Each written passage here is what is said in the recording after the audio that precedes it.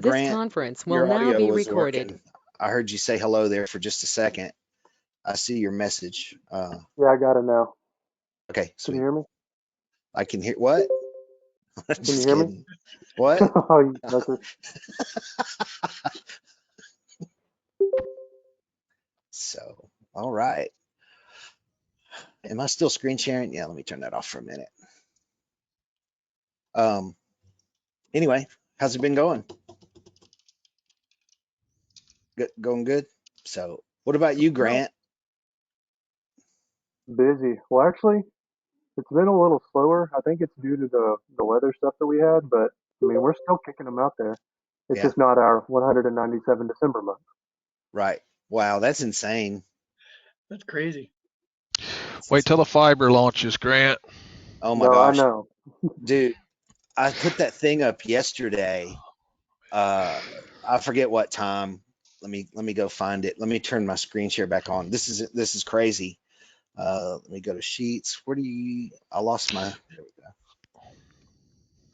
I've got I made a form for people to sign up for updates, and there's already, how far have we gotten here?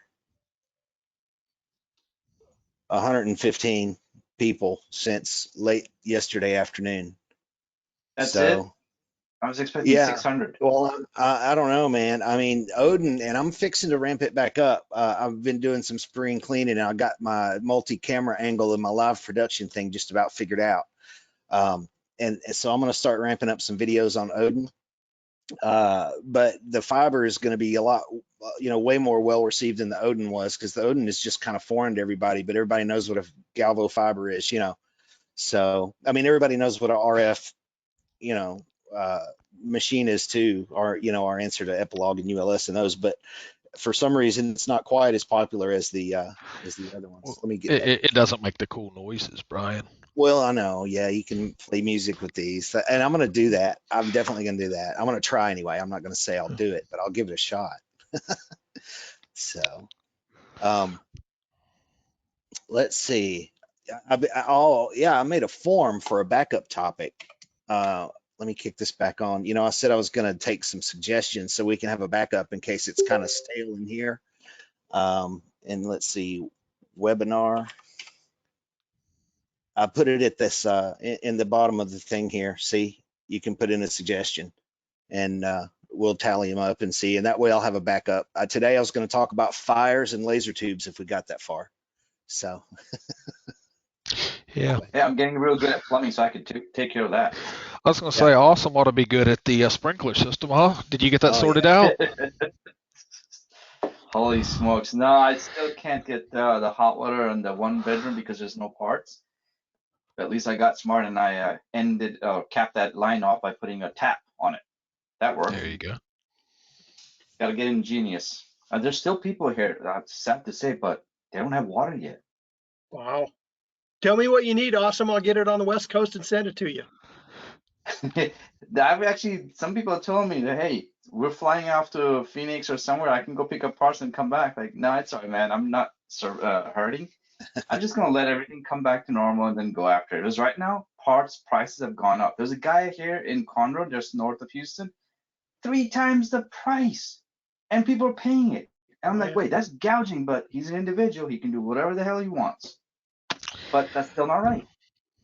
Yeah. Yep. So, I appreciate it, Robert. Bill, thanks, bud. Hang in there, Awesome. You just put some pictures up of that food every once in a while. I like the way you cook. I cook bland things, steak and hamburgers and potatoes, and you come up with all that good stuff. You're giving me some ideas. So anyway, We'll do so, sir. Yeah. So I made a page about the fiber since we were talking about it. And there's a manual, and I'm not sure if I'm supposed to have that out there or not. And there's also, that thing for that update page over here. But there's the manual, and it's got the specs and stuff in it. And of course, it's a draft, so I've watermarked it, but There's some Hey, I'm specs. pretty sure when it says confidential draft, not for publication, that means you're not supposed to put it on the internet. I need everybody here to please email me for a non-disclosure agreement, please. Yeah, No, yeah, I added the watermark. good.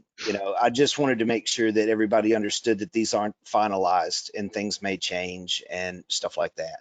I don't think it will because they already submitted it to the FDA and they're waiting on that approval. So it's not like they can change it. They'd have to go through the revolution again. But yeah, I think it's okay. But that'll give you some of the specs and stuff with it. The autofocus is cool, I think, and the motorized Z, it moves the galvo up and down. The bed stationary, it moves the head. So I think Yeah. that's pretty neat. Do you have pictures of the rotary? I was really curious because the design doesn't show where it would fit in there. No, I don't know anything about a rotary. Yeah, because if you notice, it does say on that blurb that it's got a rotary and The rotary focus. attachment's there. As far as what rotary, this is using EasyCAD 2. It's that standard board. So whatever No, I'm rotaries sorry. work with. What I meant was if you look at the physical design, it just doesn't jive in my head. How the heck is a rotary going to go in with the safety features around it? Well, you can I'm sure just like the Nova series, you can override these. There'll probably be an override, to defeat the interlocks in case you Okay. need to put a long gun in there or do maintenance or something like that. I'm sure that there's a convention for that that's built in if it's Okay, that's fine. allowable. So I think they do this, it'll, just to pass some other safety certifications. So that's why they have the optical interlocks. That's why they enhanced the interlocks on the Nova series and put that maintenance board in, to control those and that kind of thing. So they're trying to stay up with it, but I'm pretty sure you can run it with it open. If not, I'm sure you got a magnet laying around, right? So it won't be hard to do. Just put your glasses on. Yeah. So, but yeah, that's all the buzz right now. So I'm hoping and a few more people I see some people from the group just signed up for on the laser updates for the fiber. Cool. So, well, does anybody have any questions? We kind of got off on some stuff, which is a good thing. But if anybody has any questions, I'll be glad to take them, or any topics or anything. Well, floor is open to any newcomers, I guess, if they have any questions. Right. And feel free to jump right in. Sometimes we get a little carried away, so you can tell us to be quiet and hold on a minute if you want. Well, I guess we could talk about how we're going to start recording next Tuesday with Chris Locasio. Mm-hmm. That's a good thing. So yeah, we're gonna do. I'm no good at photos. That's no secret because I haven't really done it a lot or messed with it. But Grant's really wanting to hone it in, and he's getting pretty good at it. But he wants some more. So we're gonna do a webinar and record it. And Chris Locasio is gonna tutor us, and then we'll make that evergreen content, and make it available on the site so everybody can watch it. So we'll probably be doing more things like that, to try to add some more things to our repertoire as far as that goes. So that'll be a cool thing. If we keep going the way we're going, I'm not kidding. I didn't want you to take that the wrong way last week, Jeremy, when I said I'm gonna have to get you a tool bag. If you were ever interested in something like that, if we keep going, you could probably end up as a part-time agent if you wanted to answer support questions. So it was a compliment for sure. No, that's fine, Brian. And I tend to answer a bit here and there without being a part-time agent. Do whatever I can to help out, share my You're experience. a great asset. I appreciate you. So no problem. Hey, I do have something though on photos. So we talked a little bit. You said you've got Photograv or Photograve, however it's pronounced. Mm-hmm. Yeah, I started looking at it a little bit. I've played with just the photos settings in Lightburn, in the shape properties natively, and you can do a good bit there. I've played a little bit with Imagear online, and then I've played a little bit in Photoshop. And yeah, I wasn't sure what you were doing with Photograve. You said you've not done a whole lot or not had a whole lot of success. I was actually really surprised at how well some of the stuff come out, even Yeah. with the standard head, because I dialed it in with the 2-inch head first, and Right. then played with the HR head afterwards. Yeah. And I mentioned right at the end of last week's call, I had something that I've done on multiple photos just as a standard settings in ImageArt. It's way better results than I ever thought I'd get with it. So Sure, sure. Well, my main hurdle has just been taking the time to do it. I can process a photo like on acrylic. I did an edge lit, LED lamp, and it was just boom, push a button, and it came out the other side, and it was perfect. So it's not really that I'm not getting the results I need. It's just that I've never okay. had enough time or initiative or want to or whatever to actually get in there and learn about them, without using 1, 2, push a button, here you go, which is great for me, because I'm not a designer. That's no secret either. So Yeah, and that was one of the questions I was going to ask. Maybe it's more a question for Grant. Is the plan with Chris Locasio? Are you guys going to do it strictly in Lightburn? Are you going to go down Photoshop route, or do you have a couple of different image pre-processing plan? Because I know a lot of people don't have Photoshop or don't have the skill set, Right. or can't go buy additional software programs. I'm going to guess that we're probably going to try to do it all within Lightburn, and that way we can also take that opportunity to explore the features that are in Lightburn, that make it possible to do it without any pre-processing. Although he does already have a couple of videos up about some Photoshop stuff, and he's gone over a little bit, and I saw mention that Jason wanted to address the shape properties and some of the things in the photo imaging. So I think maybe he's going to make himself do a video. It'd be cool to get him on a webinar and actually do one live, one of the sessions. That would be a cool thing. So, but as far as a plan, we don't have a curriculum. Let me put it that way. We're probably just gonna wing it. So We know what we want to do. We just don't know how we want to do it. right. There you go. Right. So, let's see. Yeah, that video of that fire, I'm sure some of y'all probably saw that. That was actually unfortunately some good content. But he wanted to share that to see, how quick it is that something like that can happen. And also to point out that I think if we didn't have that tempered glass in there, I think that situation would have been a whole lot different. Because they were cutting acrylic to begin with. So if you got acrylic viewing glass, what do you think is going to happen? It's going to be in the roof. So we actually saw it in action, that them spending extra money on that glass is worth it. If it keeps it contained. So that was a pretty revealing video. You could see the warpage because you could see the reflection of the fluorescent light overhead, and you could see the deformation, as the glass would heat, but it never failed. So Yeah, I was amazed on how long it went before somebody noticed it. It was pretty well contained for a long time. Yeah, and then there was some talk about, well, it must not had ventilation, but actually, if you didn't have good ventilation, that would have been noticed well before, because the building would have started filling up with smoke. But it was evacuating all that for such a long time, it went unnoticed. So that was actually a contributing factor, I think, to the length of time that it took to reveal itself. So Brian, quick question on that. I know when I purchased mine 5 years ago, I requested that smoke alarm detector, which actually works pretty damn well. But, and don't ask me how I know that, but in their machine, I thought that that had become a standard, or was that bought before the standard kicked in? That machine was older. That was before became standard. That was when it was still optional. Yeah. So that machine in that video is almost 3 years old, I think. So Brian, with the heat detector that's in the ones now, if you had that situation in a newer laser, would it just would it just alarm, or how does that work? Yeah, it would set off the alarm. I forget how many decibels. I think it's like 140 degrees. I think it couldn't shut the machine down, or the alarm wouldn't sound. But it may do some other things, but it does sound an audible alarm for sure at 100. If it, you know, if the inside temperature reaches 140 degrees in the proximity of the head. And it's loud enough. Robert, was when mine went off, I heard it, and I'm like, what the hell? I just looked Were away you for just a cooking? few seconds. No, it was luckily it wasn't a fire. It was just smoke was smothering underneath, which eventually would have led to a fire.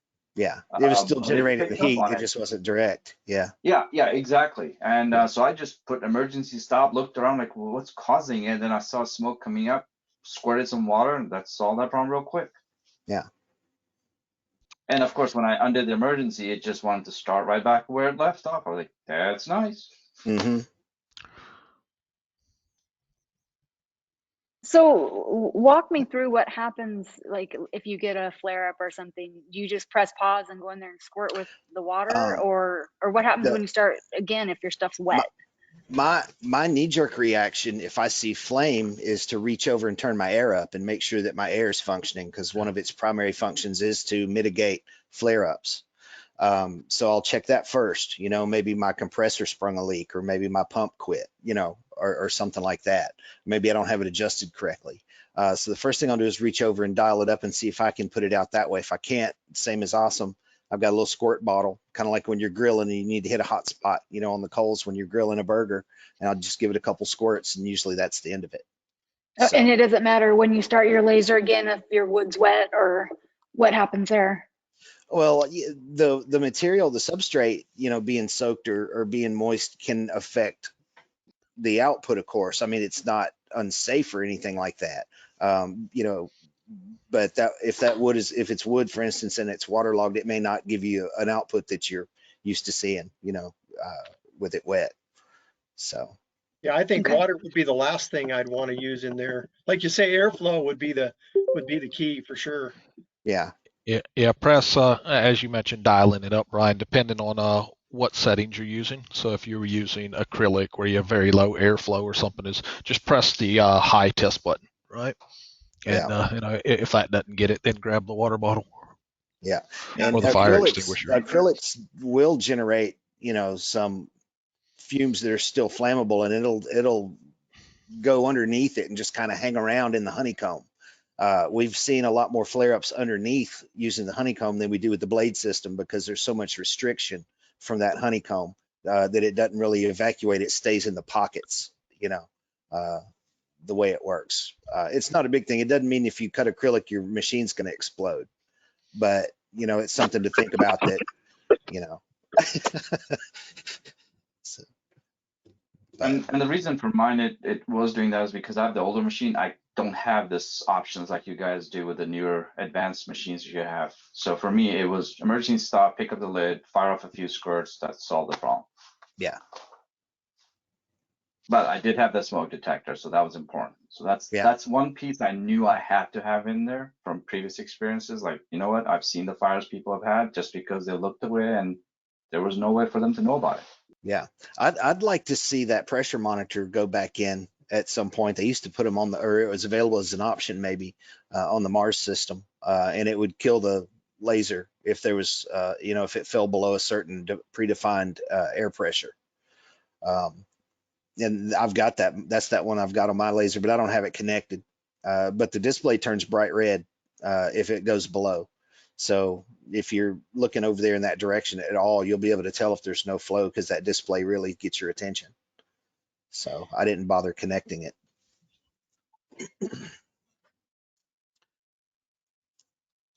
So I think somebody posted a link on that special tube retardant, whatever that was. Yeah. Do you have recommendations on the site already for the bigger boys that, you know, here's the size you need to have and this is the implementation for it? No, I forget. Somebody's got one in a Nova 24. I think it's Maureen. Let's see. She's got everything. Don't even bring her name up. Yeah, Blaze Cut. I'm not sure which one. And there's a couple other companies that are out there also that do a similar thing. But it seems to be a pretty neat concept. As far as the length, you know, you'd probably just measure around where you wanted it to go. She just draped hers, I think, around the, you know, far extents of the lid and mounted it up there. I think she used those sticky things, or maybe she used the mounting accessories that came with it, but you got a drill for that. I'm not sure, but anyway, yeah, that's a neat thing. I wouldn't want to see it work. I was going to say, which agent is that? Does it say? It probably does somewhere. They got to have a. It says it's the clean agent. They didn't use the dirty one. Yeah, they ought to have. Let's see. Maybe it's in the FAQ. There it is. MSDS. And you can't click anything. Let's give you a MS. Okay. They don't want you to know. Let's see. What size? Okay, so they're going by cubic volume. So there's a table here that'll help you figure that out. And then I guess just put it wherever you can make it fit. See, these are things they built this for VWs because they catch on fire so much. Look at that. That's funny. How long does it last? They won't tell you what's in it. I guess it's an ancient secret. Yeah. They got to keep it private. Unless we look up the patent stuff, maybe we can find it. They've got to have a material. I'm sure they give it to you if you buy one, but yep.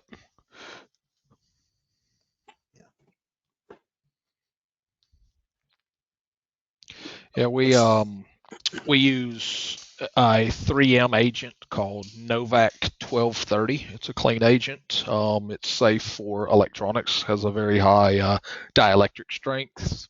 Leaves no residue. So you can actually fire it on energized electronics. We use it for high voltage electrical equipment. We actually just put it in a containerized lithium battery container. So think of like a 30-foot shipping container full of batteries powering an electric propulsion ship. That's the system that we use for it. And you can get it in a lot smaller quantities and different systems. So, and I figured it out. It's some sort of mixture of hexafluoropropane. It's a non-corrosive, electrically non-conductive agent that's almost equivalent to the use in halogen 1211 version, whatever the hell that means. Is that Halotron? Yeah, that's what I was going to say. It sounds like it. Yeah, it does. Yeah, I'll post it in. It's an agent called HFC 236FA. It's usually used in handheld portable fire extinguishers. I'll post it in the group chat. Yeah, it's widely accepted replacement for Halon 1301. Yep. Yeah, I hate the way that the end of that chemical name has the word propane in it as a fire suppressant. Yeah, right. that can be quite confusing. Hey, that actually is probably productive. It does a flash bomb and it's over. Yeah, fight fire with fire. Yeah, we used a similar thing in the fire service. They were like chimney flares, or they were like road flares, but it was for chimneys. When you get a fire in a chimney, you drop it down in there and it would do a similar thing. So yeah, it's the old method. Burn the oxygen off, there's nothing left behind. Yeah, very effective.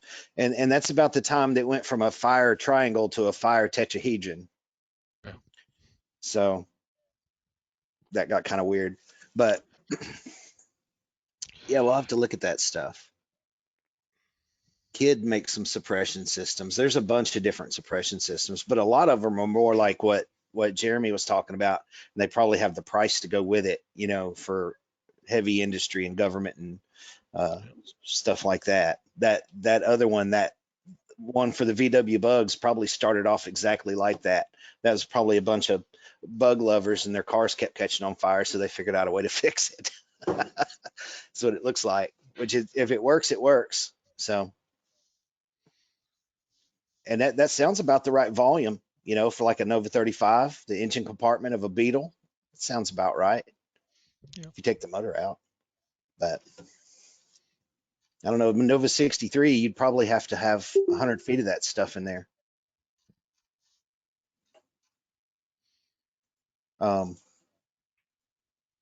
I see Jason is on here, Rotoboss Jason. Oh, wait, he's the only Jason, right? And if anybody, seriously, if anybody has any questions, please just step right in. My secondary topic, what did I say that was going to be? Well, we did the fire. And I'm looking You at didn't say files what. again. Pressure, air pressure kit, all right? Yeah, air pressure kit. But I'm going to get one of those put together and see how they go. I mean, there's nothing to it. I did find out that I had ordered one or put a link up for one that actually was to measure vacuum and not pressure.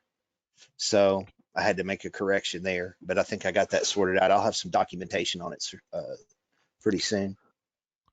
Yeah, that's one I got to playing around with cutting 3/4 inch Baltic birch plywood, so the 13 ply, like cabinet grade plywood. Mm-hmm. And yeah, so crank the air pressure up a bit. 12 layers of glue. Yeah, it's and oddly enough, so it would cut through. So I found myself on a 130 if I was running 6 millimeters at 90% power. I could almost get through with a single pass, right? And then I'd run. So what I'd do is I'd run the design with it, and then I'd go back in and manually run like a 70%, a 50 millimeter a second just to punch it through. But Gotcha. what I did find is a lot of the issues that I saw were definitely inconsistencies in the plywood, right? There was some where it punched through, and there's one I hit it 5 times in a row before it cut through. Mm-hmm. And it's just some of the inconsistencies there.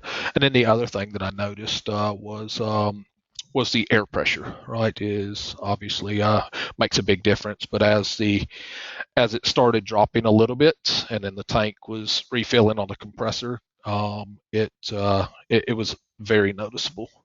Okay. Yeah. I don't cut a lot of thick stuff. Well, I got it, that whole story. I got into lasers for not to make anything, but sometimes I do. And I did notice, because I can watch my monitor and I can see it fluctuate, as the compressor cycles and the tank depletes and tries to recover. It hasn't affected any of the stuff that I do a lot, but I can see, especially on something like that, how that would be a huge deal. So on those, was another single pass sufficient? So on most everything, yeah, unless like I said, I ran into some issues, right? It was just wildly inconsistent through. I cut something that was 18 by 28, and had a good bit of cutouts. I actually cut out like a Lego man with a bunch of 1.5 by 2 inch cutouts to put little Lego figurines in for a birthday present for someone, and the little cutouts, like literally like an inch away from a cut that just worked fine. It take 2 or 3 more passes than the previous one. Gotcha.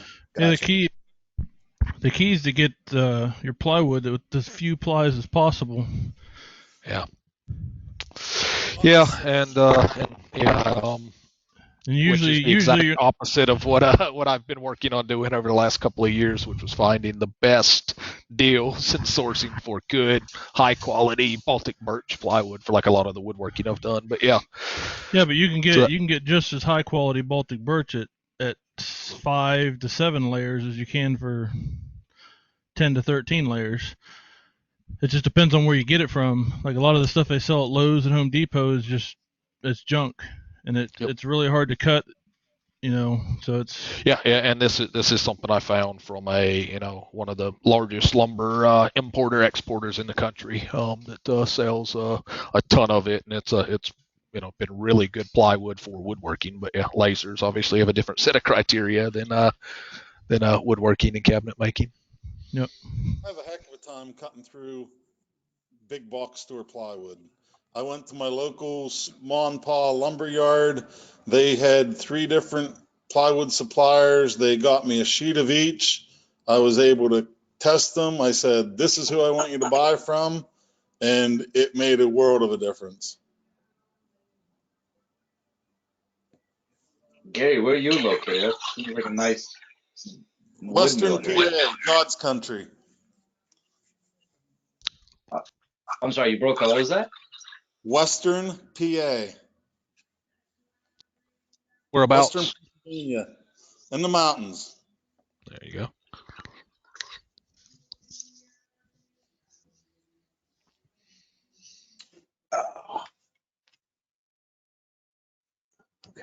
Well, I'm drawing a blank, guys. I already went through all my stuff. You're just that good. Yeah, I guess. So, oh yeah, Jason, I'll check on that. I'm still planning on running Odin this weekend. Like I told you, I took all the stuff off the top of it, so Yeah. I've got it opened up, and I'm gonna get my motor switched out, and we'll tinker with that stuff this weekend. So I was telling them earlier, you might have been on here. I got to start playing with Odin and get some stuff out there on it. So this will be a good thing to do to test with too. So yeah, if we can find out, that'd be awesome. That way, we can get any issues resolved. Yeah. With using it. Yeah. If there are any, I don't think there'll be any, but that a Rotoboss for Odin we're talking about testing. Yep. Yeah. Well, yeah, it's a kind of a special application. We want to make sure that the rotary will handle that 2K speed, because the rotary is technically going to move twice as fast. We just want to make sure. I'm sure it's good. We just want to verify, because he brought that question up and I thought it was a good one. So, proof of concept kind of thing on some real fine detailed stuff. And consequently, I've got another user that's looking into the Nova series, and he does a lot of stone, and it's very, very intricate work, and he needs depth, and an Epilogue has been doing it, and I'm thinking they're changing the frequency, so I'm not sure a DC tube will do what we want it to do, especially if we get a lower wattage one to try to get that detail that he wants. So I'm going to experiment with Odin and play with the frequency on it and see if I can affect any change. So I'm going to document that as well. So I got some good stuff coming up with Odin. So. Good. That'll be good. And just when you get it done, they're going to change it up on you. Yeah. Well, I've got a prototype, so it's got the same source in it, and it's pretty much the same. I think they added an extra inch or two, to the Z-axis height on the new one, but mine's almost identical. Yeah. So it should be a good test. So is that RF able to go into any of the machines, or specifically just for the Odin? We have RF sources for the Nova series as well, the Nova 35 and 51. We don't typically like to put them in the 63, because usually with a machine that big, you need something over 60 watts, and that's our maximum RF source right now, is a 60-watt source. But a 60-watt source in a Nova 35, I think that'd be pretty sweet. But then that's been available forever. We've had 30, 50, and now 60-watt options for RF for the Nova series for years and years. So the price is like a Mini Cooper. Well, yeah. I mean, you're looking at 10 times the cost for the tube. But of course you'll get 5 years out of it. Well, that UL, it's like I tell everybody, that ULS that I had, it still works, and a friend of mine has it a couple miles down the road, and still uses it. And it was circa 1990. It had a 25-watt Firestar Synrad in it, and that thing is still putting out like 16 watts, and it's never been recharged. It's still got the Synrad sticker over it. So, they last a long time. And the big thing is you don't have all that sputtering. I think the main problem with the DC tubes is by the time you hit your striking voltage, I mean, you're running 30K through there and arcing across those electrodes, and it sputters and deposits all that. There's metal vapor deposition all in the pumping chamber. And I think that's really the major cause. And RF tubes don't have electrodes, so that's how they can last so long.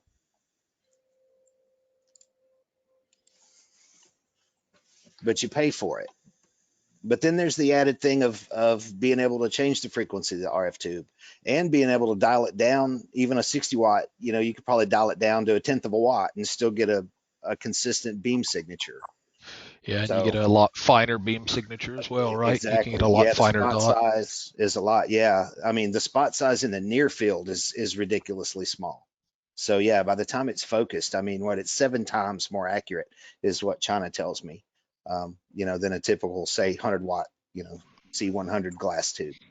Well, that and your power is a lot more dense too, so that makes it makes it all that more powerful when it does get to the focal point. Yeah, absolutely. And but yeah, and we need to promote the RF tubes more, because there are some instances when that probably would have been a really good thing for some people. So we're going to start talking about it more. So Yeah, does the another lens also thing get that changed out? What's that? So do the mirrors and everything get changed out too for the RF? On the lower power ones, probably they probably go with SI mirrors, gold plated SI mirrors instead of the MO. But you got to be a lot more careful with them. That's why we put MOs out with the Novas, because you could clean those with your t-shirt and they'll be okay. You know what I'm saying? But you don't want to do that with an SI mirror. That's one of those deals where you follow the directions and pour the alcohol on it, but don't touch it directly, and roll the Q-tip a certain direction as you make one singular pass, that kind of thing, so you don't scratch it. So I think I priced the RF tube in the 51, and I think it was only like, I'm thinking $7,000 more. I mean, it's $7,000 is a lot, but it's not going to double the price of the laser or nothing. Yeah. So Grant may have some more on that. I don't know. I guess you've been catching some of that about the RF stuff. I know we just got some updated info on it. I can probably look it up if I need to. Yeah, 51 with the 60 watt RF is 16,900. Yeah, not terrible. No. I mean, if all you're doing is engraving and things like that, I mean, yeah. Well, that'd be perfect. That'd be perfect. Yeah, I mean, people are cutting. No, you can these things too, for sure. Oh yeah. This Odin, I wouldn't cut with it too much. I'm gonna try cutting some 1/4 inch. Better go slow. Yeah, it's 30, so it'll be like running my K40 except better and a little bit faster.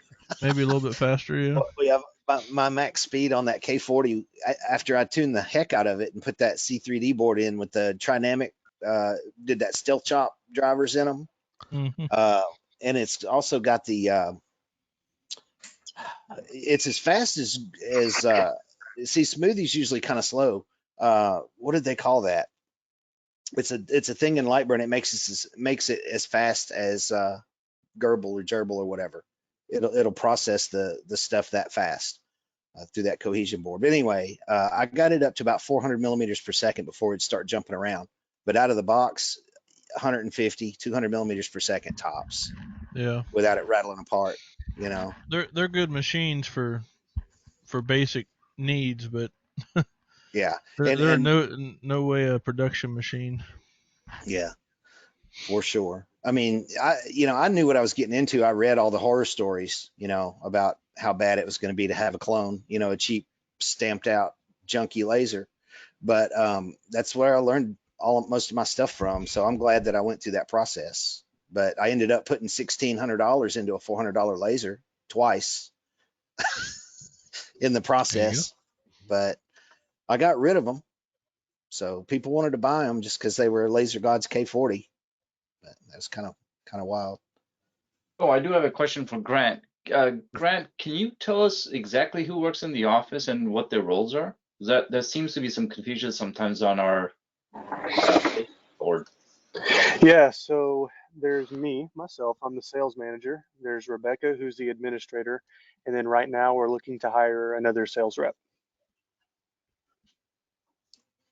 So, but I thought I've heard a third lady's name there too.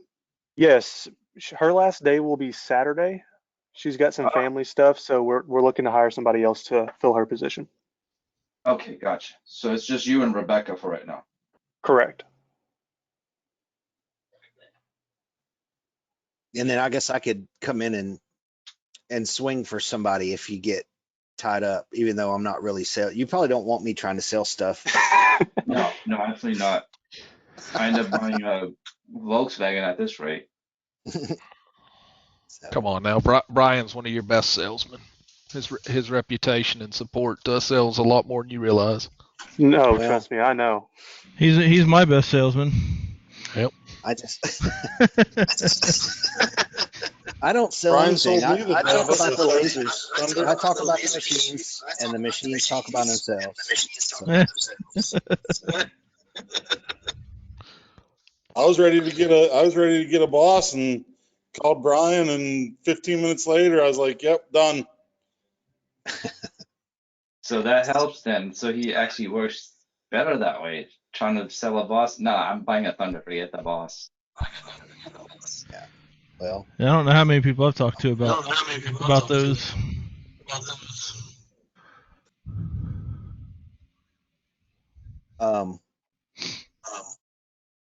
I hear feedback. Oh, there it goes. I heard it must have been Gary. I saw him kick his mic off. Yeah. Well, I don't really have anything else, and then we still got 20 minutes. I mean, I don't know if anybody has any other questions. Let's see how many push-ups you can do on camera. One. Yeah, I think I'm probably not even going to attempt that. Oh. I gave that up a few years ago. What, doing push-ups or just doing them on camera? Well, doing push-ups. Okay.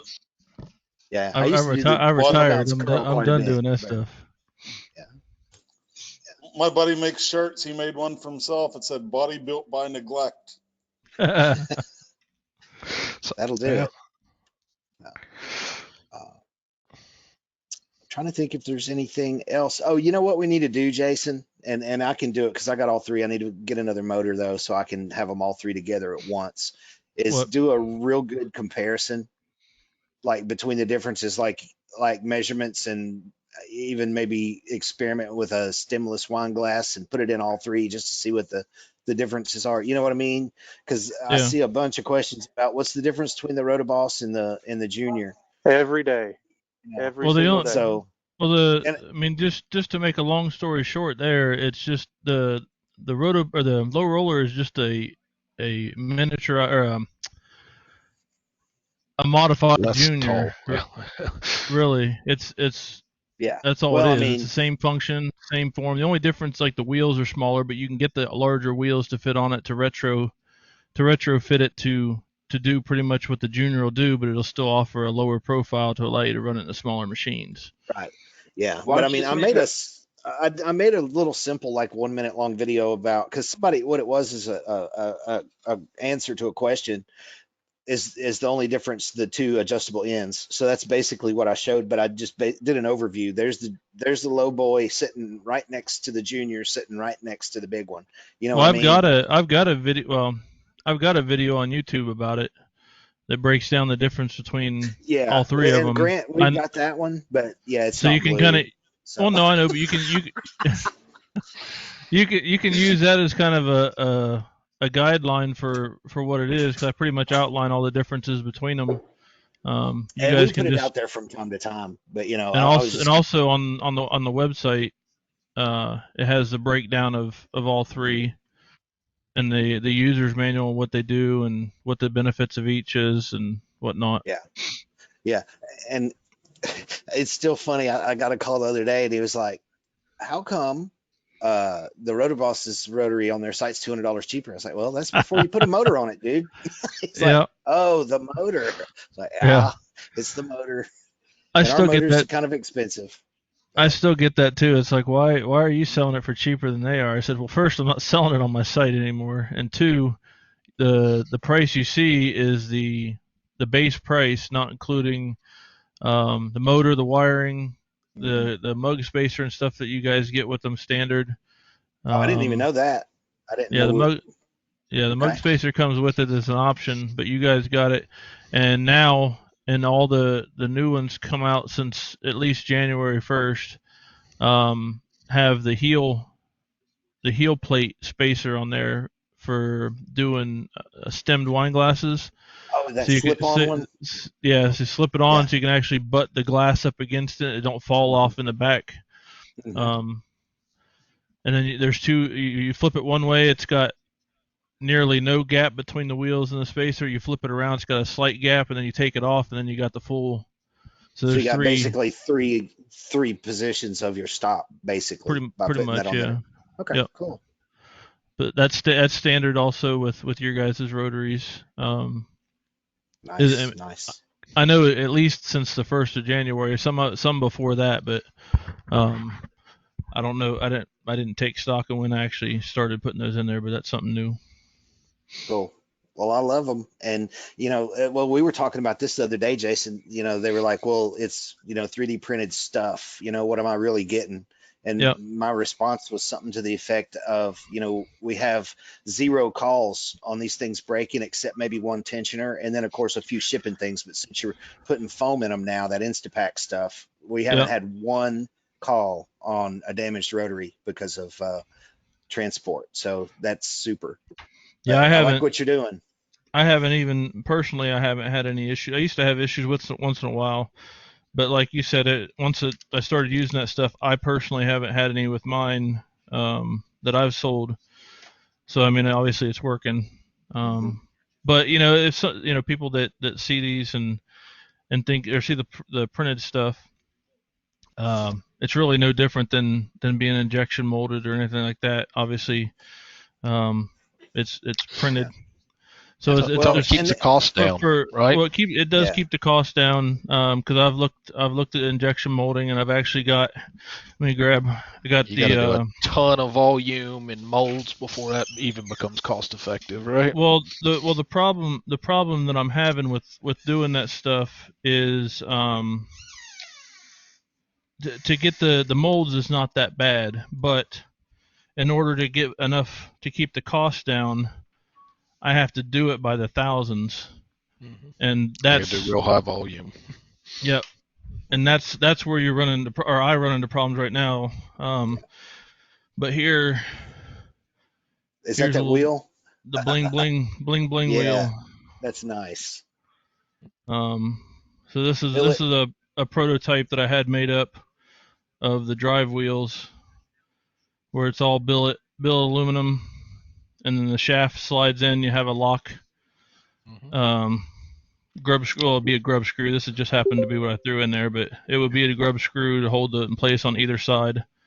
And you got a flat spot machined on the shaft there for it to set on, or is it on the round surface? It's a friction fit.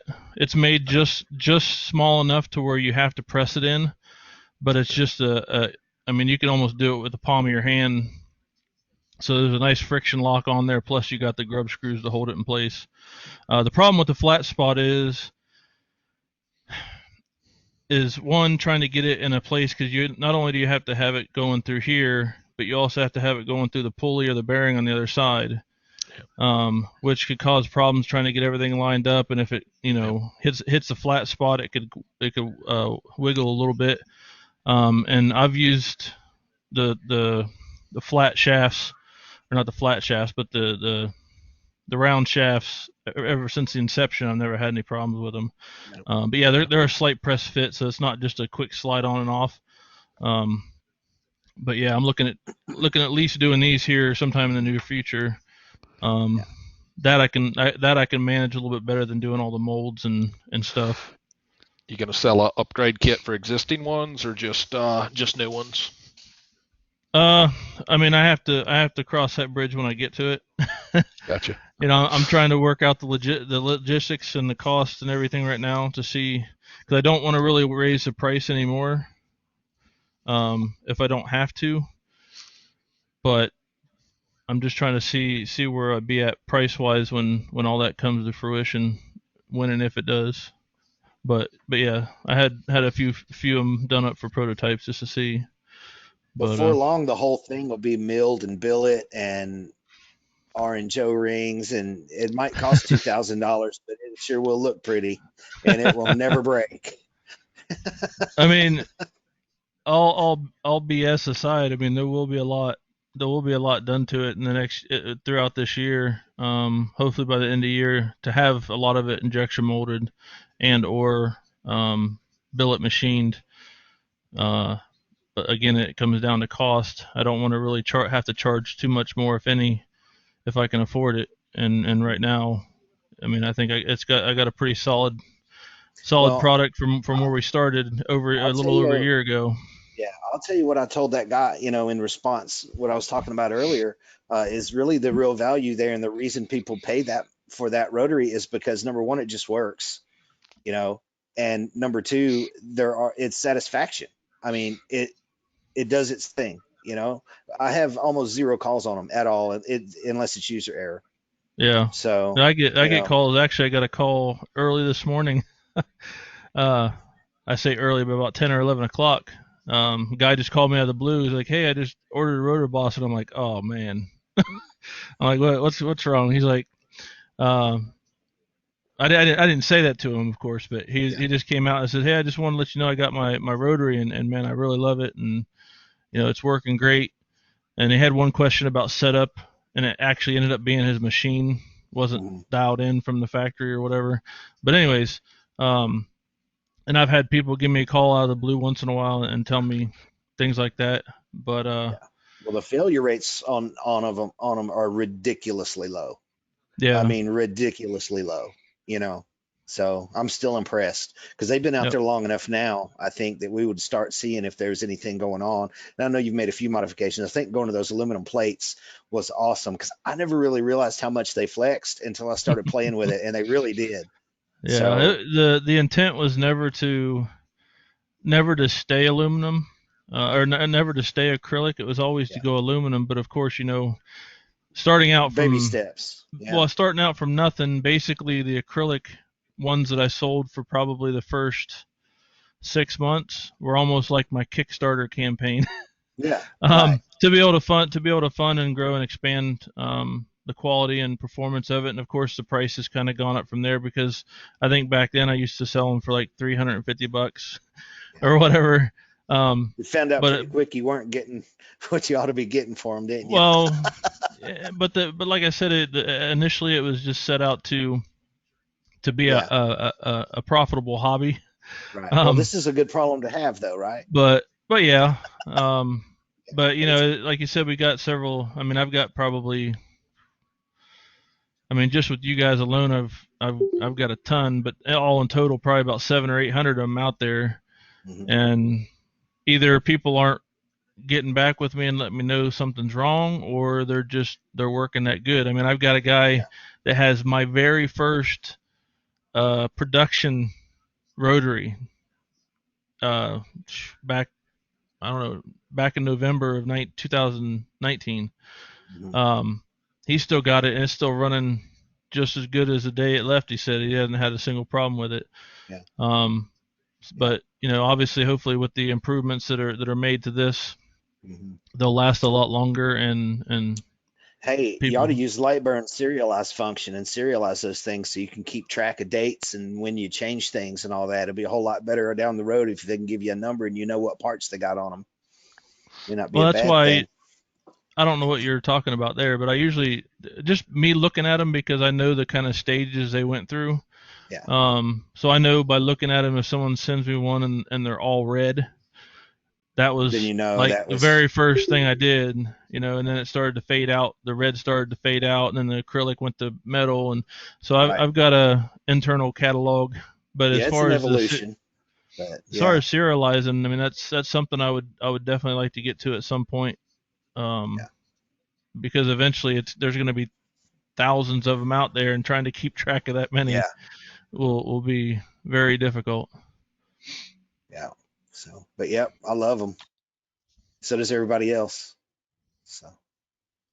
Well, that's good. Well, let's see. Steve, you look like you got your mic on over there. How are you doing, man? Well, I just got in. I'm running late. I got two things to say, and I got good news. Oh, let's hear it.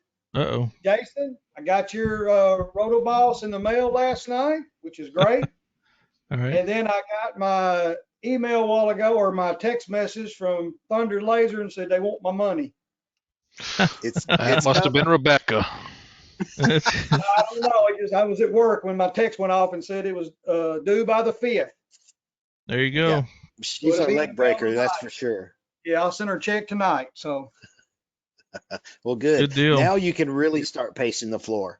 Oh yeah. Right. I'm gonna tell Jason it's funny. He shipped it to me on the 18th, and it's been in transit for like 6 days, and it was in Little Rock, and then they shipped it to Memphis and said it'd be delivered tomorrow, and it showed up at my door last night. Yeah, I've had people or I follow the tracking because someone would get a hold of me. I'd look at the tracking. It goes from Florida to Arizona to Houston to Colorado to New York, back to the Midwest, and delivered in Illinois or Ohio or something like that. It's like I don't understand what their logistics are, but sometimes like I'll send They don't something out of either. here. I mean, going up to you, Brian. Your package should be there by Saturday. I just sent it out today, but I can send something to Podunk, Kentucky, and it takes like a week. Yeah. Or like I've got even a power supply that's hung up in Amazon. They sent it through. I got it through Amazon Prime through CloudRay because I was short on 100-watt PSUs, and I sent one out, and it was going UPS, and it said it was to be delivered this afternoon. And I looked back at it, and it said something about some sort of delay, and then it hadn't even left. Like it was not even in the system. So I don't know what's going on. So over the last That's week, awesome. I've had tons of weather delays, obviously with the stuff going on in and out of Houston, but like even down on the Gulf Coast down here, and I had stuff that was 2 hours away from my house, just north where they got snow and they don't normally get snow. So like it was just like 3 days where they didn't do anything. Yeah. Yeah, and I got a bunch of stuff delivered today. That's one I think might be a decent topic to talk about. Is material sourcing, right? I know, I mean, a lot of the different Facebook groups, right? Probably the number, maybe the number 2 question outside of what settings do you use, right? Is what material you're using, where you get it, right? You know, things like that. I don't know if anyone has touched that before. I know some people are very secretive about where they get, you know, material and deals, and then other people are open with it. But Right. you know, finding decent suppliers of you know, decent deals and decent quality stuff for laser engraving as well. I've found some of both. The thing with that is like I got 20 minutes down the road, I got probably one of the best lumber yards in the area, and I get really good stuff from. But that's not going to benefit somebody. But like literally, I've been doing woodwork here for 15 years probably. You're in Jacksonville, right? Yeah, and probably 5 years ago, I found out I had a lumber yard here that dealt with a lot of import stuff and really high quality materials. And so I mean, people aren't going to know unless they look around, and buying stuff off of Amazon, things like that with wood and acrylic and stuff. 'Cause I have acrylic shops here where I can get a full sheet of like 1/4 inch clear acrylic for the same price someone will pay for like a 2x4 piece at Lowe's or on Amazon or whatever. So I mean, and the stuff I get's cast, whereas the stuff you get from Lowe's or Amazon is extruded and it's junk. So I've got this thing that I made, and it hadn't really taken off, but I've got a materials resource repository, and I was going to let it be community, and it won't show up good on this link when I embed the document, but if you go to the actual sheet, you can actually see, and people are putting stuff in there. It's not so much a, you know, Power and Speed Library, where to get stuff. And I haven't been managing it, so I don't know if anybody's using it or not, but maybe it'll catch on. Yeah, the best thing to do is just point people to look in their general location. Yeah. You'd be like I said, I did stuff here for 15 years or 10 years before I found out that there was actually several lumber yards where I could get rough cut and all that stuff around here, because I never bothered to look. I just thought, well, okay, I'll go with Lowe's or Home Depot. It's quick and easy. See, I've found that you know, in my area as well. I've got a phenomenal like hardwood supplier. They import it by, you know, the rail. Well, they import it by ships, and then they're right there at a rail yard, and they export it and sell to a lot of other hardwood suppliers.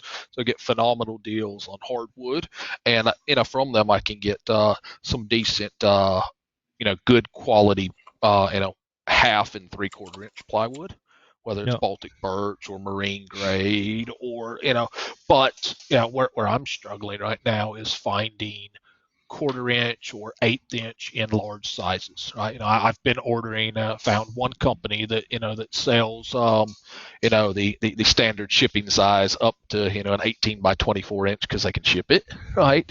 You know, so I'm ordering, you know, the the project panels off the internet and trying to find places that sell the thinner stuff full sheets. We have a plywood factory, like not a store, but there's like an office with 2 people, and then it's a factory where they're actually making the wood here. And I've talked to them, and they said, look, I talked to a lady. She said, yeah, if we do a production run of anything, smaller like that, I'll give you a call, and you can buy some extras. But they're selling double 18-wheeler loads of 1 inch in a custom made walnut ply to a shop here for a production run or something. And so they don't do anything like that. And I've struggled. And then you look at what people are buying. I watch people buying like woodpeckers, sheets of plywood, or little project panels at like $50 a pop on Amazon. And I'm like, wow, I can almost get a 3/4 inch 4x8 sheet of Baltic birch for that at the local hardwood supplier. Yeah. And, we'll cut them into smaller pieces and sell it for triple. It's just like selling dope, except it's legal. Well, the thing is when people are buying, because I've had people that have contacted